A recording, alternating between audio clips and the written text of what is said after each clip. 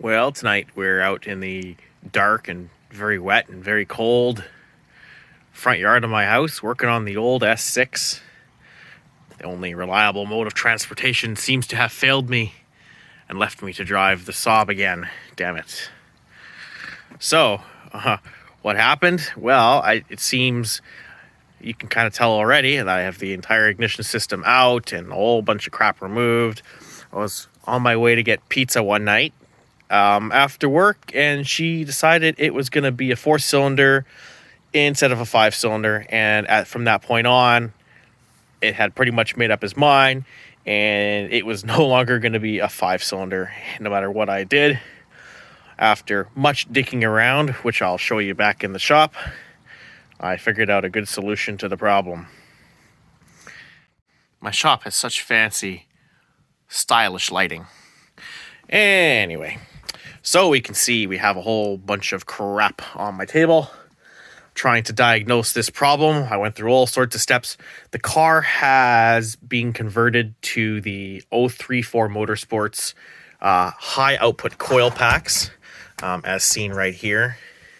These big honking heavy duty coils pack quite a wallop, a lot of voltage capable. So they have a system that mounts to the factory strut bar and sits up basically behind the cylinder head there on the firewall. After much dicking around, I had the ECU apart, I had all the wiring apart, I messed with everything, and finally decided that it was a coil. I did some tests on the coil, and it turns out one of these coil packs had failed.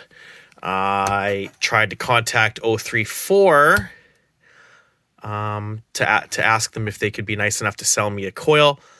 Unfortunately, they don't support this system anymore. They have new systems that they've gone. You know, this is quite an old conversion, probably 15 years old, and so they no longer support it. And in addition to that, this is the set of wires that was with it. As you can see, I've already had to tape them because they were causing me issues with arcing and stuff.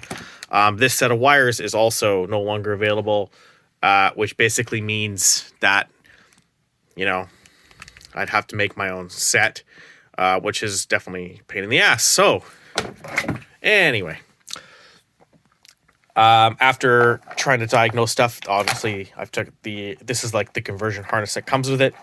I've ended up taking that apart, fixing it, even though it was totally fine, to try to get the thing running. It turned out, of course, it was a bad coil. So the solution to the problem, pretty easy and pretty cheap.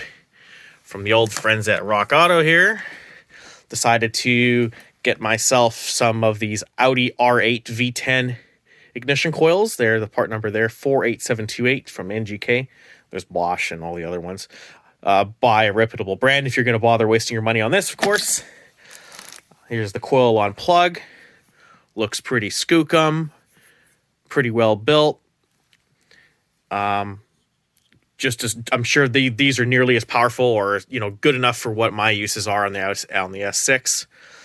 So in order to convert these, we're also obviously going to need some dicking around with the wiring. So I had Jeff Bezos send me some from the Amazon rainforest, and we will do some soldering on this old conversion harness here, and we'll switch these over from these GM weather packs over to these new Audi V10 coil pack connectors here. And just so that you guys can see that these, of course, do work, we'll just run them outside here, and we'll see that these pop off to the engine. Just going to pop this down here.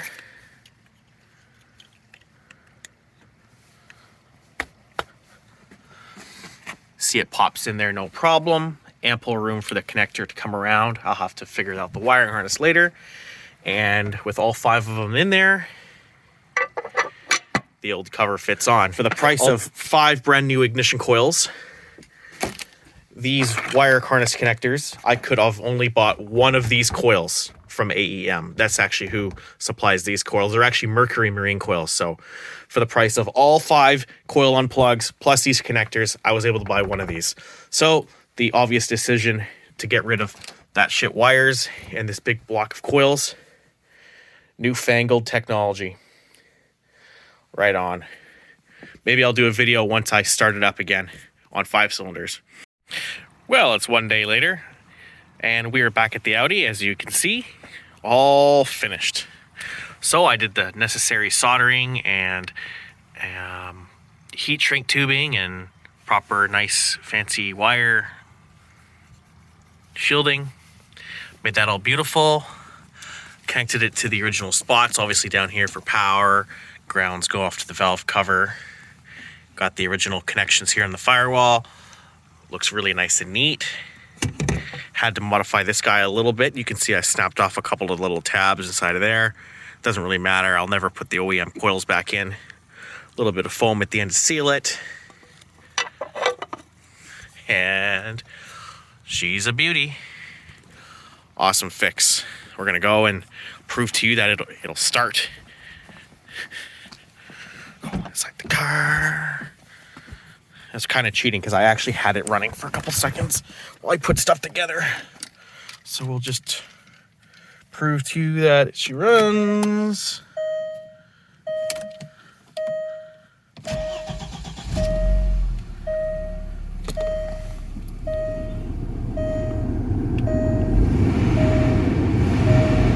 Sweet. Back in business, baby.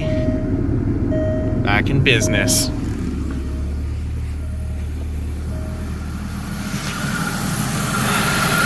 Yeah, so she's running beautifully just like she used to. Ready to put it back into service and find out what else breaks. So, yeah, fantastic. While I was at it, I put a new one of these on.